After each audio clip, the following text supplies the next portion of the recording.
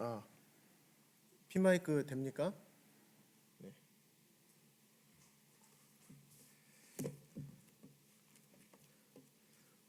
우리 지혜자매님 원래 반주가 아닌데 고생 많았습니다. 예. 찬양을 드리다 보니까 문득 이런 생각이 들더라고요. 이게 찬양을 작사 작곡한 사람의 의도대로 잘 불러지지 않으면 이렇게 이 불협화음이 좀 일어나는 것 같습니다. 우리 그리스도인의 삶도 우리를 구원하시고 우리가 어떻게 살아야 할지에 대해서 말씀에 분명하게 기록해 놓으셨어요. 그래서 우리가 그 말씀대로 살아갔을 때 우리를 창조하시고 우리를 인도하시는 아버지 하나님의 말씀대로 살아갔을 때 그때 이렇게 불협화음이 아니라 완전한 웅장한 화음으로 오케스트라로 주님께 올려드리는 참 그런 모습이 되지 않을까 이런 생각을 해봤습니다. 오늘은 시간이 12시 6분이네요. 말씀을 좀 너무 길지 않게 전하려고 노력을 하고 있습니다. 성도님들 기도해 주시기 바랍니다. 그래서 내용이 근데 좀 많아요. 그래서 성도님들 조금 길어지더라도 좀 이해해 주시면 좋겠습니다. 최대한 시간 안에 마치도록 노력을 하겠습니다. 오늘 말씀의 주제는 나실인의 규례에서 받는 교훈이라는 주제로 함께 말씀을 나누기를 원합니다. 그래서 이게 왜 중요하냐면 그리스도인의 정체성과 관련이 있습니다. 우리 모든 일에 있어서 기본이 정말 중요한 것 같습니다. 기본기가 잘 되었을 때 운동 경기에서도 실수가 없고 그들의 실력을 온전히 발휘하게 됩니다. 손흥민의 아버지가 축구 선수 손흥민의 아버지가 손흥민에게 항상 강조했던 게 기본기였다고 합니다. 실제적으로 기본기가 잘 갖춰진 사람은 어떠한 환경과 변화되는 환경과 여건 가운데서도 그것을 잘 이겨내고 자신이 가지고 있는 것들을 잘 드러낼 수가 있게 되는 것 같아요. 그래서 우리 그리스도인에게도 기본기가 굉장히 중요합니다. 그 중에 하나가 우리가 어떤 자들인가, 우리 그리스도인의 정체성이 굉장히 중요합니다. 그래서 오늘 말씀은 민수기 6장 말씀을 아마 전체를 다 나누고 싶은데 민수기 6장 말씀을 함께 보시겠습니다.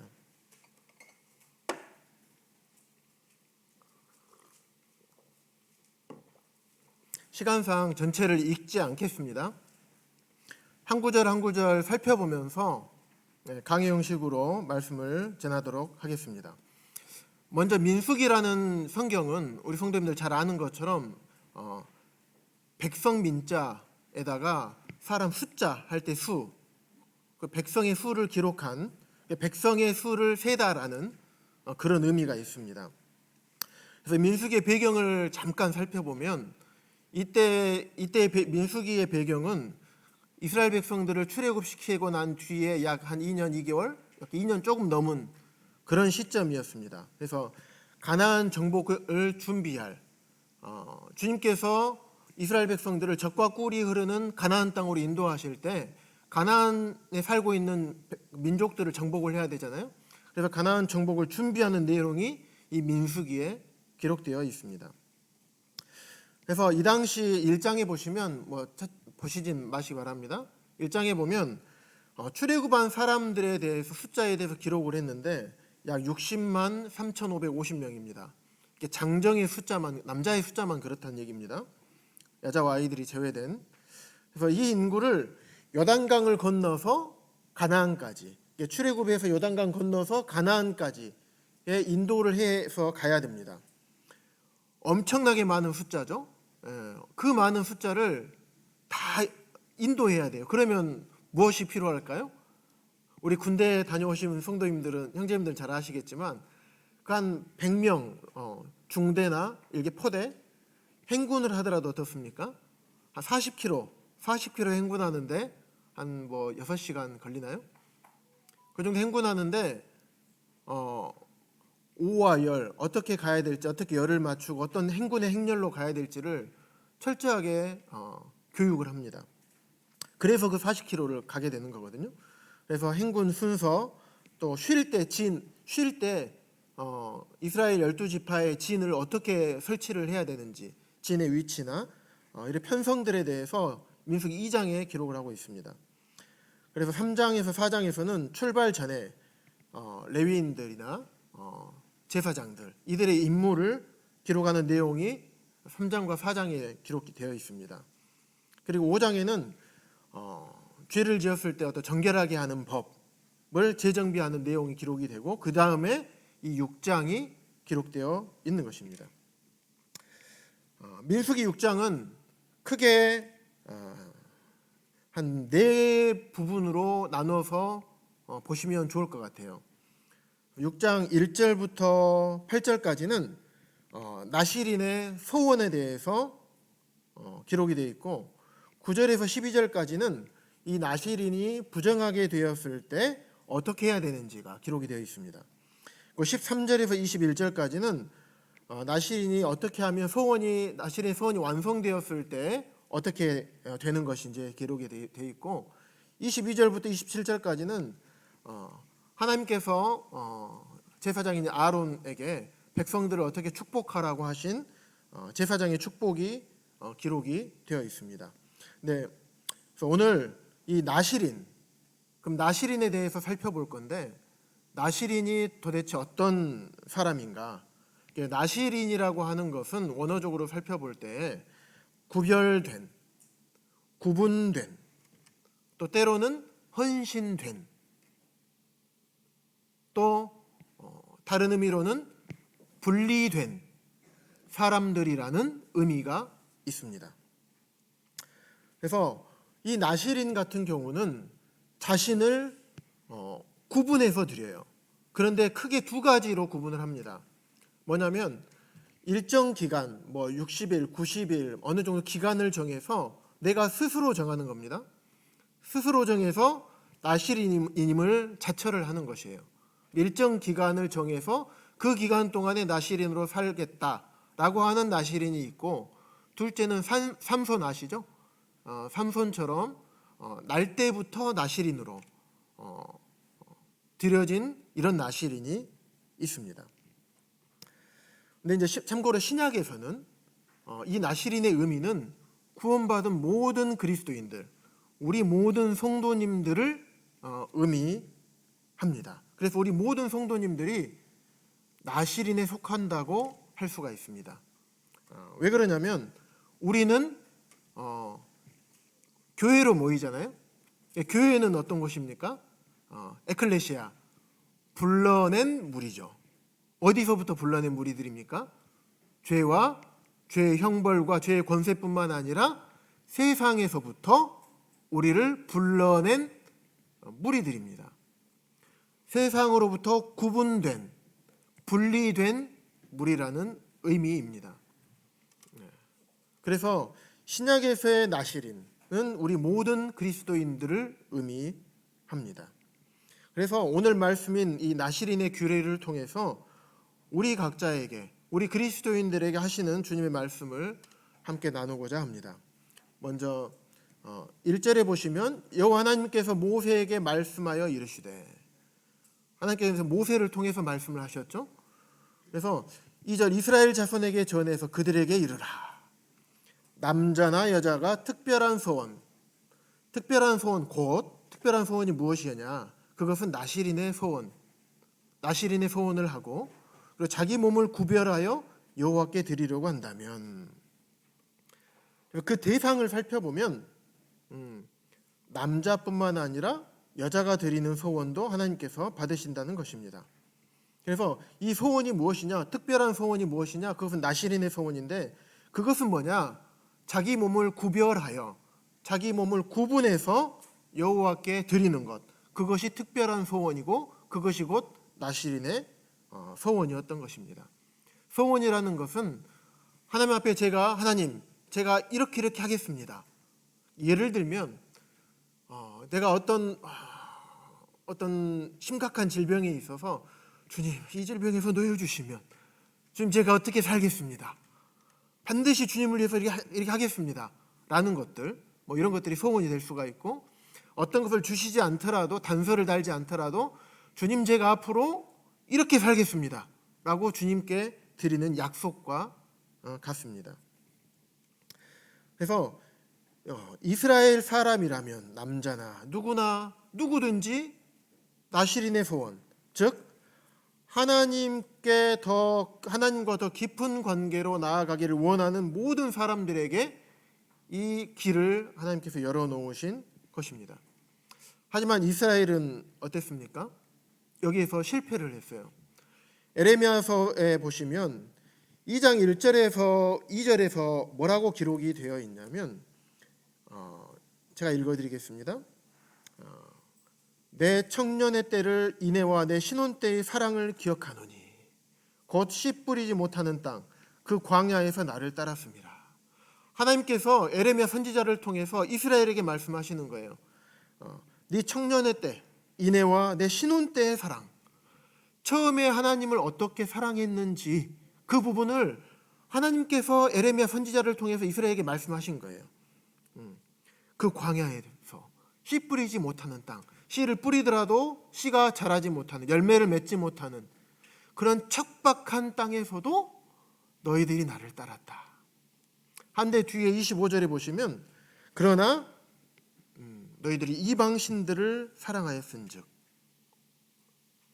뭐라고 나와 있냐면 내가 이방신들을 사랑하였은즉 그를 따라가겠노라 하도다. 이스라엘이 그때는 하나님을 사랑했지만 에레미야 시대에는 내가 이방신들을 따라간다. 이방신들을 사랑했기 때문에 그를 따라간다. 그래서 7장 29절에서 하나님께서 예레미야 선지자를 통해서 뭐라고 말씀하시냐면, 너의 머리털을 베어버리고 벗은 산 위에서 통곡할지어다. 여호와께서 그 노하신 바 이 세대를 끊어버리셨습니다. 하나님께서 머리털을 베어버려라. 나시린이 반드시 해야 될 세 가지 중에 두 번째가 머리털에 삭도를 대지 말도록, 머리털을 밀지 않도록 했는데, 머리털을 베어버려라. 너가 정말 나시린이냐? 내가 하나님께서 너희를 구분해서 택해서 불러내었는데 너희들이 정말 그런 자들이냐? 너희들은 자격 없다 하면서 그렇게 통곡해라.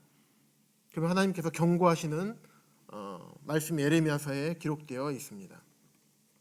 그럼에도 불구하고 하나님께서는 우리 인생이 어떠한 자들인지, 이스라엘이 어떠한 속성을 가지고 있는지 충분히 아시면서도 특별한 은혜를 이렇게 베푸셨던 것이에요.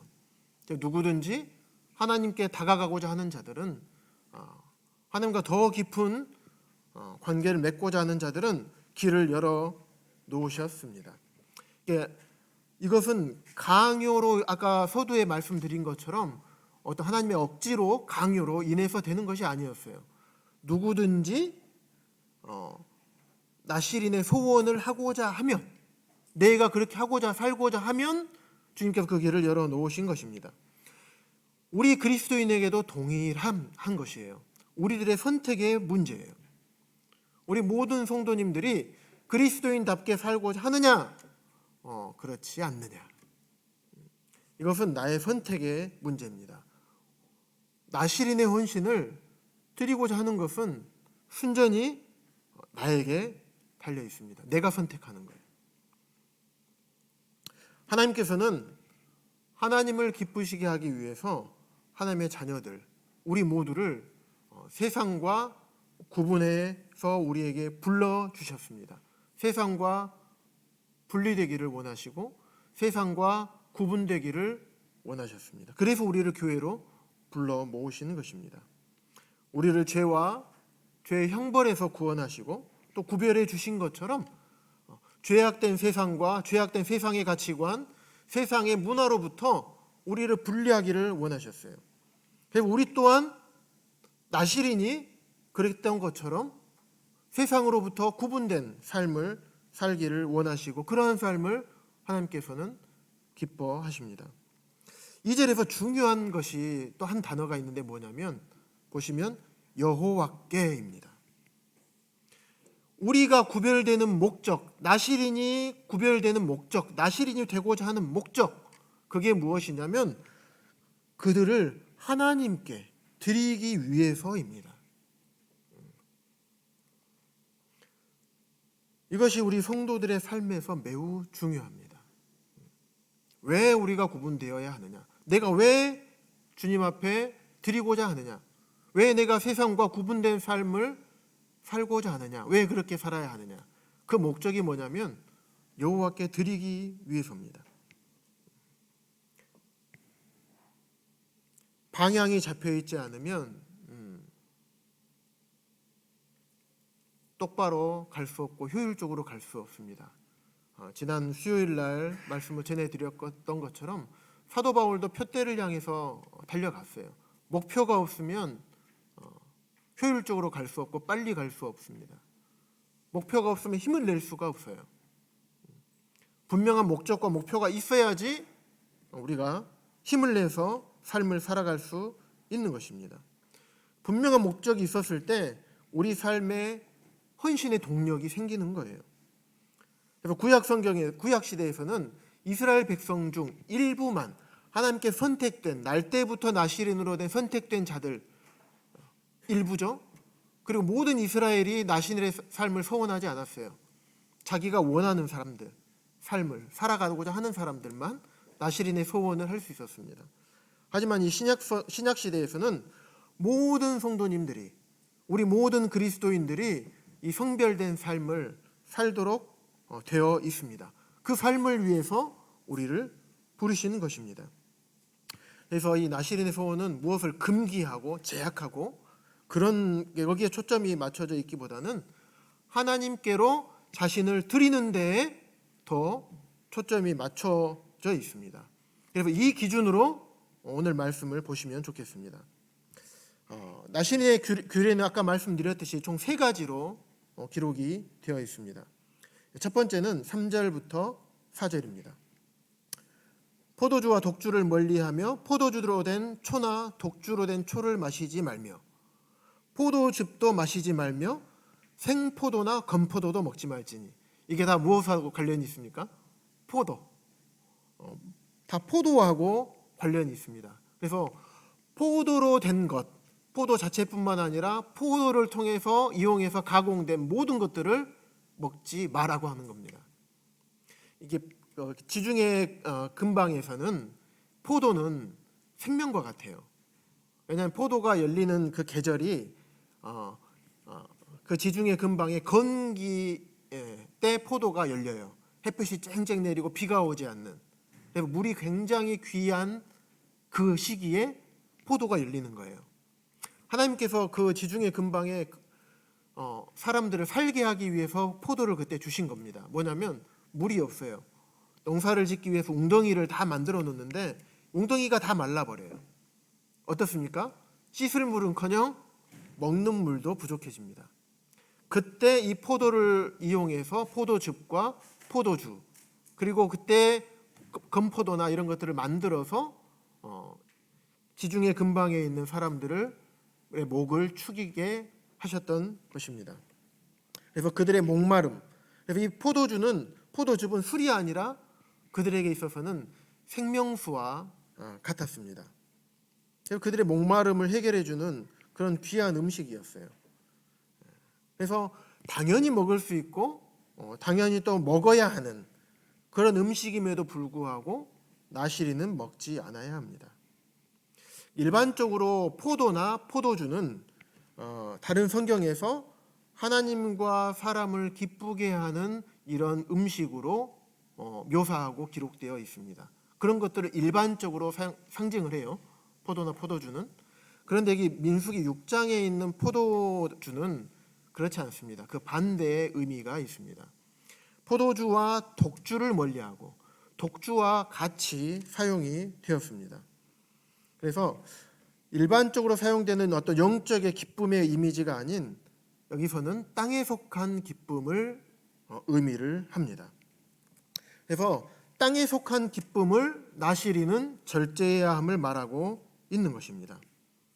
그래서 나시린인 사람들은 그들의 참된 기쁨은 세상의 쾌락과 세상의 기쁨, 육체의 정욕을 만족시키는 데 있지가 않습니다. 세상의 향락과 세상의 복을 누리는데 그들의 기쁨이 있지 않았습니다. 세상에서는 안정된 노후나 편안하게 누리는 삶, 그것이 미래를 지혜롭게 준비하는 삶이라고 세상의 가치관과 문화는 우리에게 계속적으로 이야기하고 있습니다. 그렇게 사는 것이 지혜로운 삶이고 그렇게 사는 것이 잘 사는 삶이라고 얘기합니다. 지금 이 순간을 누리는 것이 이 순간을 즐기는 삶이 행복한 삶이라고 얘기합니다. 그래서 돈을 벌어서 다른 데 쓰지 말고 네 자신을 기쁘게 하고 이 시간을 즐기라고 얘기합니다. 그렇게 사는 삶이 행복한 삶이다. 그게 행복이라고 얘기합니다. 그렇게 살지 못하는 것은 불행이고 그렇게 살지 못하는 것이 잘못된 삶이라고 세상은 계속적으로 우리에게 말하고 있습니다. 하지만 우리가 명심해야 될 것은 하나님께 진실대로 진실하게 구별된 삶은 어떤 그런 것 무언가를 포기하는 것이 아니라 주님께로 구별된 사람답게 살아가는 것입니다. 주님께서 우리를 구별한 목적대로 그 목적을 따라서 살아가는 삶을 주님께서 기뻐하시는 것입니다.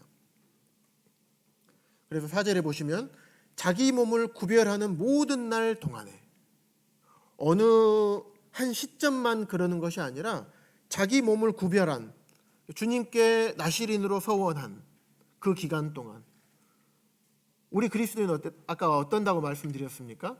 구원받은 이후 그 시점 이후부터 영원까지 이 땅을 살아가는 데까지 우리에게 생명이 주어지는 데까지 그때까지가 우리는 나시린으로 살아야 하는 것입니다. 그래서 자기 몸을 구별한 나시린으로 사는 모든 날 동안에 포도나무 소사는 씨나 껍질이라도 먹지 말지며 열매뿐만 아니라 씨나 껍질도 먹지 말라고 합니다. 어느 기간 동안에요? 그 구별된 모든 기간 동안에. 그래서 나시린의 삶, 나시린의 헌신, 이것은 그랬다 안 그랬다 이런 것이 아닙니다. 헌신이 그런 삶이 끊어지면 안 되는 거예요. 자기 몸을 구별하는 모든 날 동안입니다. 스펄전은 이렇게 얘기를 했어요. 주기적인 헌신은 지속적인 위선이다. 우리가 주기적으로 헌신하는 거, 주기적으로 그리스도의 삶을 살았다 그렇지 않았다, 살았다 그렇지 않았다, 어떤 이런 주기적으로 그런 삶은 지속적인 위선이다. 하나님께서는 우리 모두가 하나님을 기쁘시게 하는 길을 지속적으로 걷기를 원하십니다. 온전한 나시린은 어떤 분이 있을까요? 예수님이십니다. 위대한 목적인 죄인을 구원하시기 위해서 자신을 온전히 헌신하셨습니다.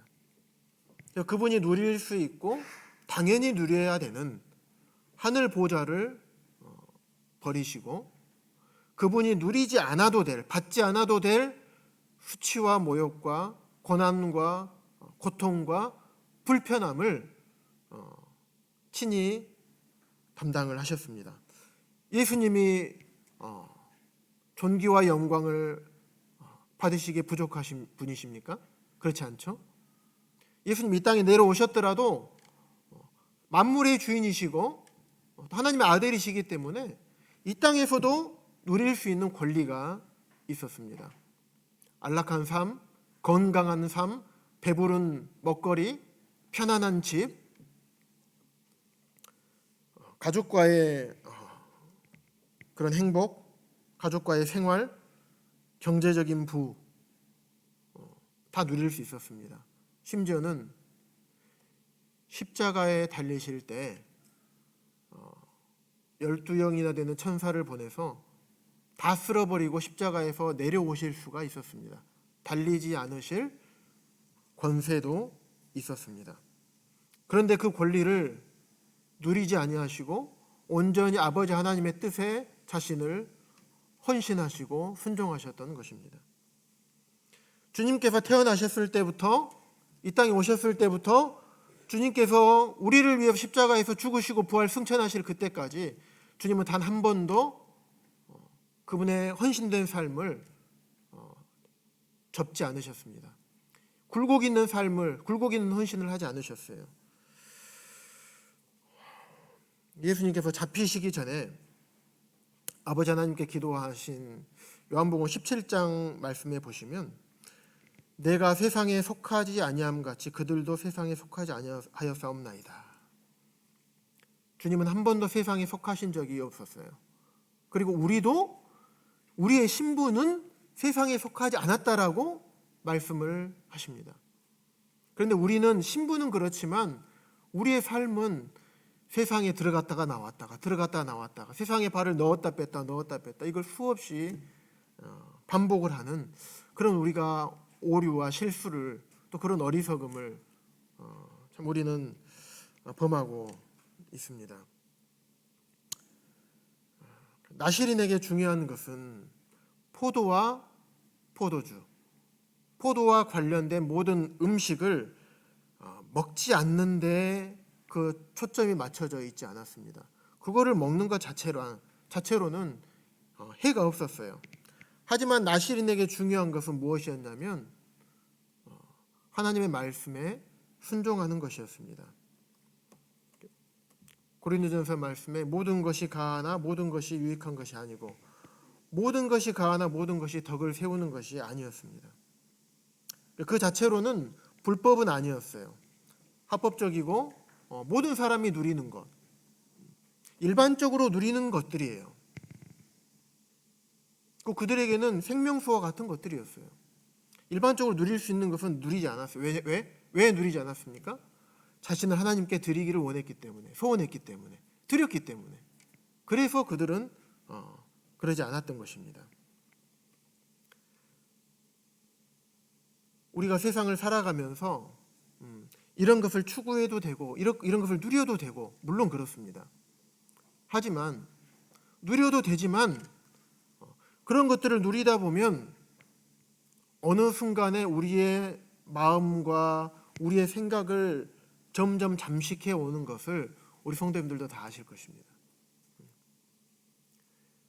우리의 이 공간은요, 성령 아니면 육체의 소욕 둘 중에 하나로 채워질 수밖에 없어요. 빈 공간이 없어요. 육체의 소욕이 채워지면 그만큼 성령의 소욕은 밀려나게 돼 있습니다. 그걸 누리지 말라는 게 아닙니다. 중심이 무엇인가 그것이 중요하다라고 말씀을 하는 것입니다. 세상의 것들이 우리에게 들어오게 되면 우리의 마음을 잠식하게 됩니다. 우리의 생각을 점점 장식하게 되고 그렇게 안락한 삶으로부터 떠나기 싫어하는 마음이 우리 안에 저희도 모르게 생기게 됩니다.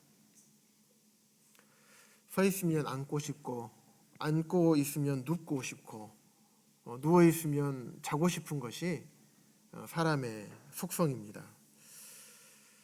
그래서 결국에는 그 사람을 하나님께로부터 점점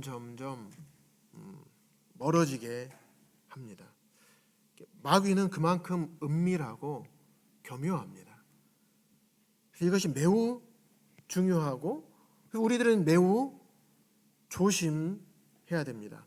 그 자체로는 해가 없고 그 자체로는 무엇을 하든지 합법적이라 할지라도 그것이 하나님 말씀에 조금이라도 순종하는 데 방해가 된다면 그것은 우리가 멀리해야 되고 그 길은 가지 않아야 합니다.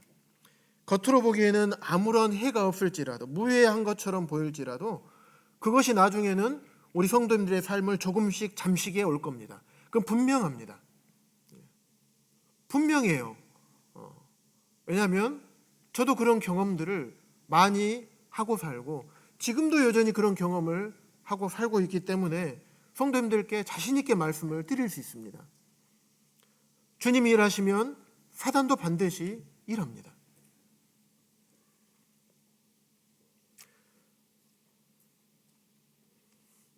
우리 각자에게 있어서 포도주와 독주가 무엇일까요? 이 시간에 생각해 보기를 원합니다.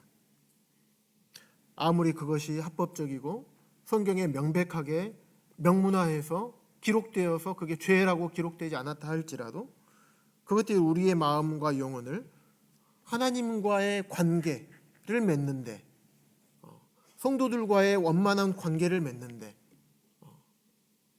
방해되고 그것을 빼앗아가는 것이라면 그것이 곧 포도주와 독주일 것입니다. 우리의 생명은 빼앗아갈 수가 없습니다. 하지만 사단은 포도주와 독주를 통해서 하나님과의 친밀한 관계를 빼앗아 갑니다. 그래서 주님께서는 주님과의 교제를 멀어지게 하는 모든 것으로부터 우리가 구분되고 분리되기를 원하십니다. 그래서 우리를 이 교회로 불러 모으신 것입니다. 우리가 영적인 나실인이기 때문에 그렇습니다. 우리가 왜 그렇게 해야 됩니까? 우리가 여호와께 드리기 위해서 그렇습니다. 5절 보시겠습니다. 두 번째, 나실인의 규례 두 번째입니다. 5절에 보시면 그 소원을 하고 구별하는 날 모든 동안에, 보면 4절, 5절, 6절, 8절 이 네 번에 걸쳐서 그 소원을 하고 구별하는 모든 날 동안이라고 동일하게 네 번이나 기록이 되어 있습니다. 그만큼 그 기간, 그 소원, 그 모든 것이 중요함을 말씀을 하고 있습니다. 5절에 보시면 그 동안에는 삭도를 절대로 그의 머리에 대지 말 것이라. 자기 몸을 구별하여 여호와께 드리는 날이 차기까지, 모든 날 동안까지 그는 거룩한 즉 그의 머리털을 길게 자라게 할 것이며, 머리털을 자르지 말라고 합니다. 우리 잘 아는 말씀처럼 고린도전서 11장 14절에 보시면 남자는 머리를 어떻게 하라고 했습니까? 기르라겠습니까? 기르지 말라겠습니까? 기르지 말도록 했습니다. 왜냐하면 긴 머리가 있으면 자기에게 욕이 되는 것을 본성이 너희에게 가르치지 아니하느냐. 우리 본성이 가르친다는 겁니다. 남자들에게는. 왜냐하면 그게 부끄러움이 되거든요. 그래서 나실인이 긴 머리 하는 것 자체는 그 자체가 사람이 받지 않아도 될 이런 부끄러움을 받지 않을 그 권리를 포기하는 것입니다. 그래서 나실인의 이 머리를 기름으로 인해서 그 성별의 기간 동안에, 내가 여호와께 내 삶을 드리는 그 기간 동안에 머리를 기름으로 인해서 받게 되는 부끄러움과 비난을 감수해야 됩니다. 또한 이 머리를 긴 상태로 세상을 다녀야 되는 거예요. 나 나실인이에요 이렇게 얘기하면서. 숨어 있는 것이 아니라 나실인으로서 구별되게 드렸으면 그런 비난을 감수하고 부끄러움을 감수할 뿐만 아니라 숨어서, 내가 나실인인지 아닌지 모르게 숨어서 살기를 원하지 않으셨어요. 활보하게 다니고 그렇게 살기를 원했습니다. 그래서 하나님께 대한 그들의 헌신을 명백하게 하나님께서 나타내고 드러내도록 하셨습니다. 그래서 머리를 깎지 않고 기는 것, 이것이 바로 말씀에 순종하는 것이었어요. 당연히 누릴 수 있는 권리를 포기하는 것이었습니다. 그래서 그 말씀에 순종하는 것이 나실인의 임무였습니다. 일반적으로 남자가 머리를 깎는 것은 옳은 것이에요. 하지만 나실인이 그 머리를 깎는 것은 옳지 않고 잘못된 것이었습니다. 그래서 나실인은 일반적인 모든 것에서부터 갈라져 나왔고 구분되었고 구별된 자로서의 길을 가야 했습니다. 왜냐하면 그 자신이 하나님 앞에 소원했기 때문입니다. 그래서 우리도 이 세상을 살면서 그리스도인으로서 살다 보면 세상의 가치관과 맞지 않잖아요. 그러다 보면 그로 인해서 받게 되는 부끄러움과 비난이 있습니다. 세상의 가치관과 하나님 말씀에 하나님의 가치관이 반드시 충돌을 하는 경우들이 있습니다. 직장 생활을 하건 사업을 하건 학교 생활을 하건 간에 분명히 그 두 가치관이 충돌하는 경우가 굉장히 많습니다. 그럴 때 하나님의 말씀에 순종하는 삶으로 인해서 우리는 많은 부끄러움을 당하기도 하고 비난과 손가락질을 당하기도 하고 때로는 무시를 당하기도 합니다. 근데 그것이 그리스도인의 삶인 것입니다.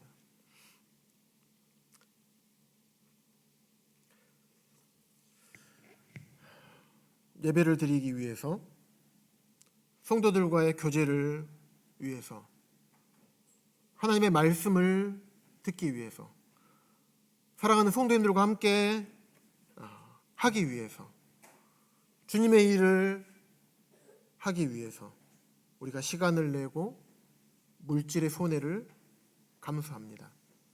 그로 인해서 시간을 내기 위해서 직장 상사들로부터 비난을 받고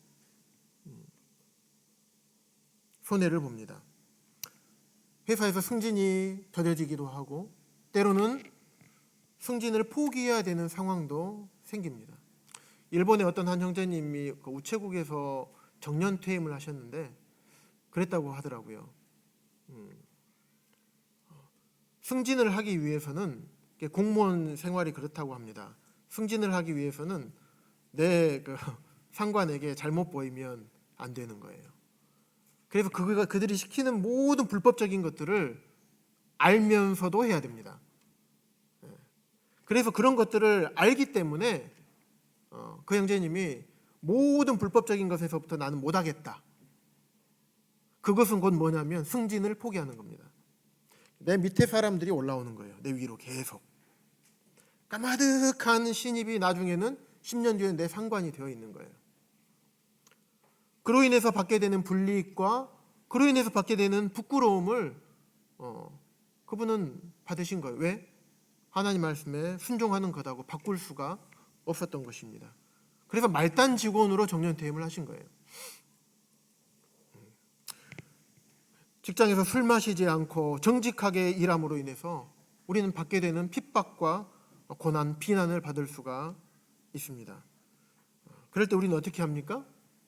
왜 우리가 그렇게 안 하는지 우리를 분명하게 밝히 드러내야 됩니다. 죄송합니다. 제가 그리스도인이기 때문에 제가 그렇게 할 수가 없습니다. 그로 인해서 직장을 나가게 되는 한이 있더라도 저는 그렇게 할 수가 없습니다. 그리고 저는 불법을 할 수가 없습니다. 하나님께서 그거는 기뻐하시지 않는 것이기 때문입니다. 주님의 말씀에 순종하기 위해서 당하지 않아도 될 부끄러움과 비난을 당하는 것이 나시린의 삶인 것입니다. 그리고 당당하게 저는 나시린입니다 라고 드러내는 것입니다. 여기서 중요한 것은 그렇게 하는 목적과 목표가 무엇인가 하는 것입니다. 앞서 2절에서 말씀드렸던 것처럼 여호와께 드리기 위해서 그렇게 하는 것입니다. 우리의 주님께서는 우리 나시린의 삶을, 그리스도인의 삶을 적당하게 살기를 원하지 않으십니다. 우리 몸을 구별하는 모든 날 동안에 그렇게 살기를 원하시는 것입니다. 다음 세 번째, 나시린의 세 번째 규례인 6절에서 8절, 시체를 가까이 하지 말 것에 대해서 기록하고 있습니다. 시체는 깨끗합니까? 더럽습니까? 일반적으로 시체는 나중에 이제 육이 죽게 되면 안에서 이제 썩습니다.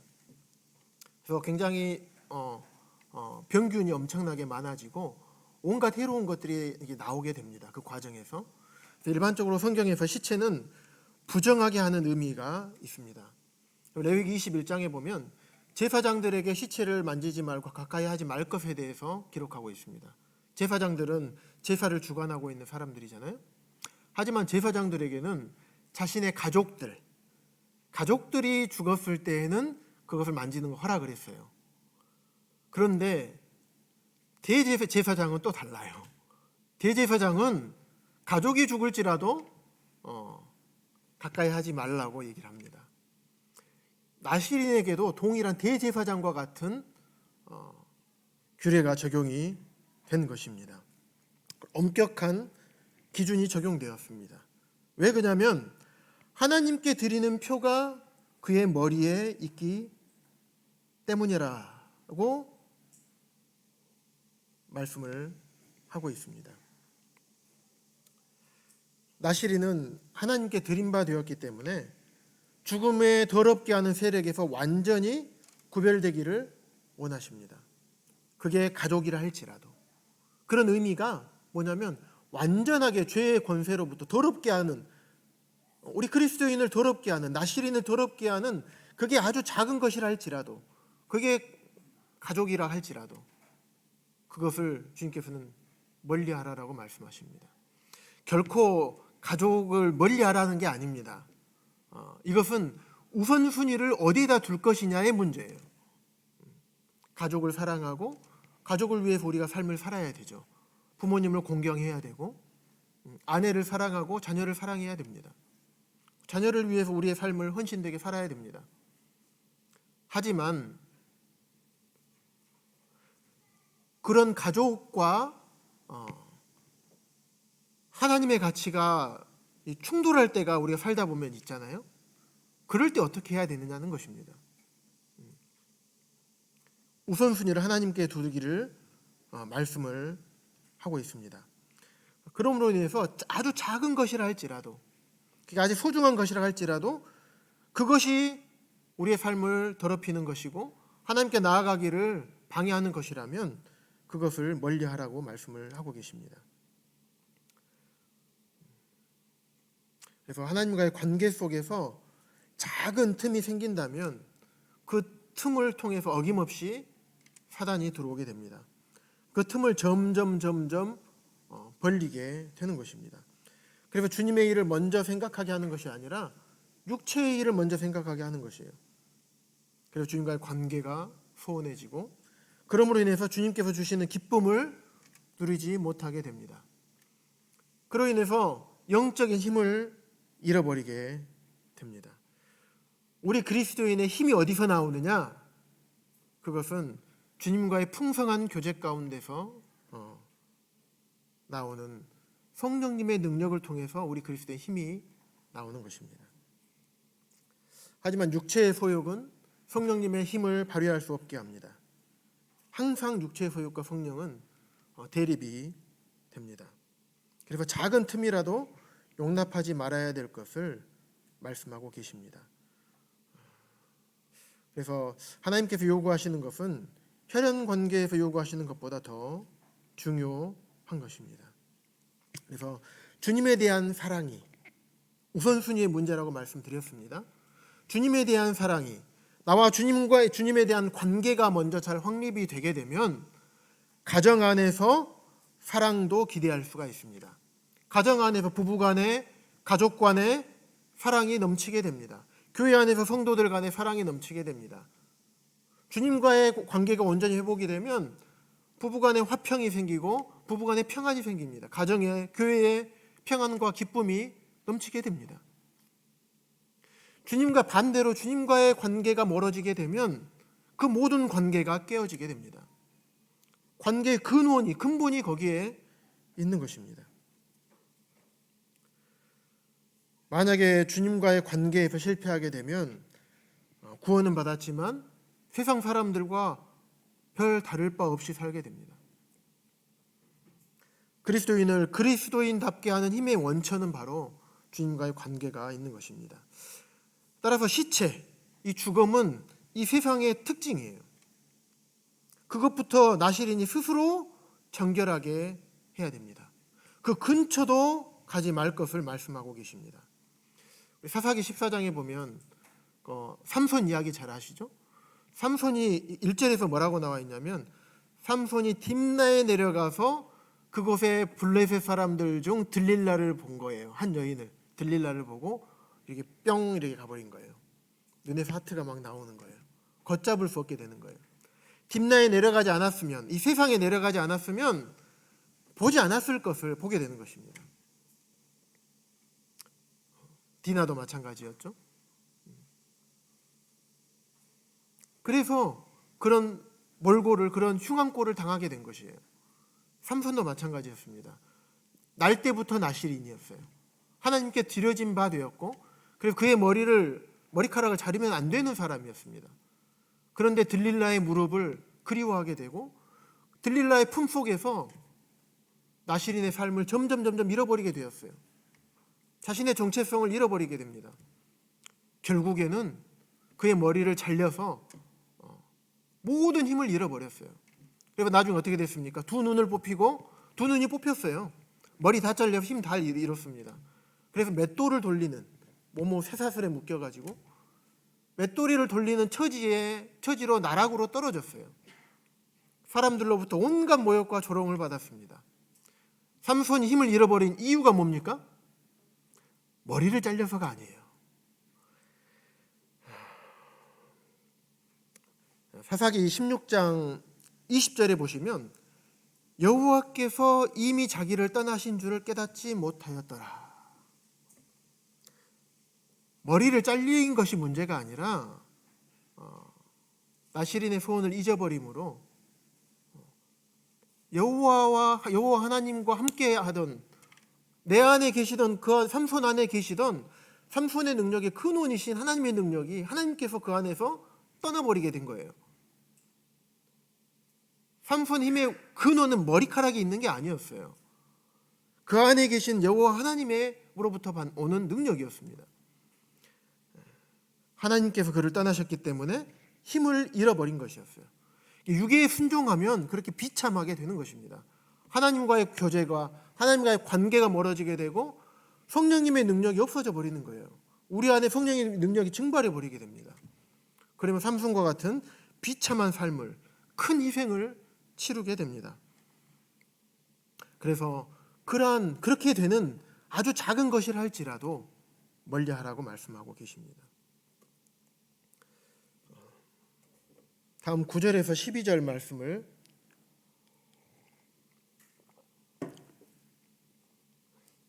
함께 보겠습니다.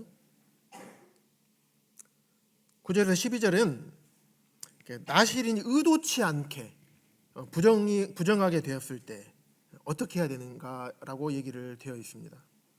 의도함으로 부정하게 되었을 때는 말할 것도 없지만 의도치 않게 부정하게 되었을 때, 옆에 있다가 사람이 갑자기 죽어버린 거예요. 어떻게 합니까? 아니, 사람이 옆에 있다가 그냥 죽어버린 거예요. 그랬을지라도 하나님께서 예외가 없다라고 말씀합니다. 일반 사람은 상관없어요. 일반인은. 하지만 나실인에게는 예외가 없었습니다. 나실인이 경계를 실패했다라고 여기시는 것입니다. 그만큼 주의해야 할 것을 교훈하고 있습니다. 우발적으로 그렇게 된 것이라 할지라도 그것으로부터 내가 더럽혀졌으면 그것이라도 정결하게 되어야 함을 9절에서 12절까지 말씀을 하고 계시는 것입니다. 요셉이 보디발의 아내의 유혹으로부터 빠져나올 수 있는 힘의 원천이 무엇이었을까요? 그의 마음 가운데 항상 하나님께서 보고 계신다는 그런 마음이 있었을 것입니다. 여호와 앞에서 모든 것을 행했던 것이에요. 그래서 부주의함으로 인해서 더럽혀지게 되면 어떻게 되느냐? 12절에 보시면 12절 마지막 뒤쪽에 보시면 자기의 몸을 구별한 때 그의 몸을 더럽혔은즉 지나간 기간은 무효니라. 그 시간을 잃어버리게 된 거예요. 내가 주님 앞에 드렸던 이 기간들은, 그 주님 앞에 드리지 못했던 더러워졌던 그 기간들은 무효라고 기록하고 있습니다. 그만큼 죄로 인해서 우리가 더럽혀지게 되면 우리가 그전에 쌓아왔던 그런 것들이 무너지게 돼요. 주님 앞에 쌓아왔던 아름다운 간증들이 없어지게 됩니다. 이거 큰 낭비고 큰 손실입니다. 우리 그리스도인의 삶을 살아갈 때 있어서도 마찬가지입니다. 그래서 그 소원을 하고 구별하는 모든 날 동안에 항상 주의하고 죄로부터 경계하고 그렇게 살기를 원하셨던 것입니다.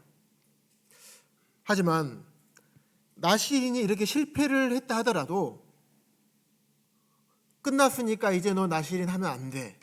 주님 하나님께서는 이렇게 말씀하지 않으셨습니다. 그래, 실패할 수 있다. 하지만 거기에 대한 손해는 감수해야 된다. 하지만 다시 나시린으로 살 수 있도록 하나님께서 11절에 보시면 속죄죄, 번제, 12절에 나와 있는 속건제를 통해서 다시금 그가 정결하게 할 수 있는 기회를 하나님께서 주셨습니다. 그래서 다시금 나시린의 소원한 그 기간을 또 나시린의 삶을 다시금 살 수 있도록 기회를 주신 것입니다. 속죄제, 속건제, 번제 이런 것들은 예수 그리스도의 죽음으로 인해서 우리의 모든 죄가 용서된 것과 같은 그런 효력이 요구되는 것이에요. 그런 제사가 있어야지만 다시금 그가 정결하게 될 수 있는 것이었어요.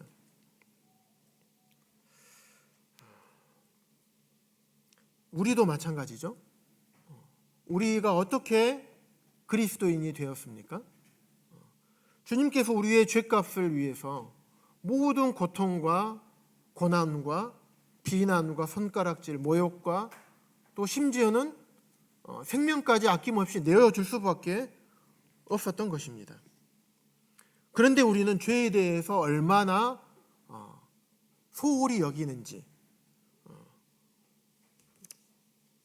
우리가 얼마나 죄에 대해서 애통하고 있는지, 얼마나 소홀하게 여기고 있는지를 우리가 생각을 해봐야 됩니다. 우리가 아무리 지은 작은 죄라 할지라도 그 죄로 인해서 갈보리 십자가의 고통을 감내할 수밖에 없었던 것이 우리 주님이셨던 것입니다. 아브라함도 보시면 기근 때문에 애굽으로 내려갔습니다. 애굽에는 뭐가 있었습니까? 아무것도 없었어요. 성전도 없고 하나님 앞에 제사 드릴 수도 없었어요. 제단도 없었습니다. 그래서 아브라함이 기근 때문에 하나님께서 가지 말라고 한 애굽에 간 것이에요. 그래서 애굽으로 떠나가 있던 그 기간 동안은 무효가 아브라함의 삶에서 무효가 되는 시간이었어요. 거기에는 하나님의 은혜가 없었습니다. 다시금 돌아와서 하나님께서 말씀하시는 그 길을 따라서 다시금 하나님께서 말씀하셨던 그 베델로 돌아와야 되었던 것입니다. 그래서 실패했더라도 그 길은 잃어버렸더라도 잃어버린 것이 정당하다는 것을 말씀드리는 게 아닙니다. 너 얼마나 아깝습니까? 하지만 그럴지라도 하나님께서는 그 길을 열어놓으신 것이에요. 다시금 힘을 내서 시작할 수 있도록. 그래서 하나님의 은혜는 끝이 없는 것 같습니다. 우리 세상의 사람들이라면 절대로 그렇게 못할 거예요. 최근에 어떤 소식을 좀 듣게 됐는데 그 가족들이 있는데 그 가족 형제간들 중에서 제일 큰형 마지가 있는데 계속 부모님의 마음을 아프게 하고 하나님 말씀을 순종하지 못하는 이러다 보니까 그 형제간들이 미워하기 시작합니다.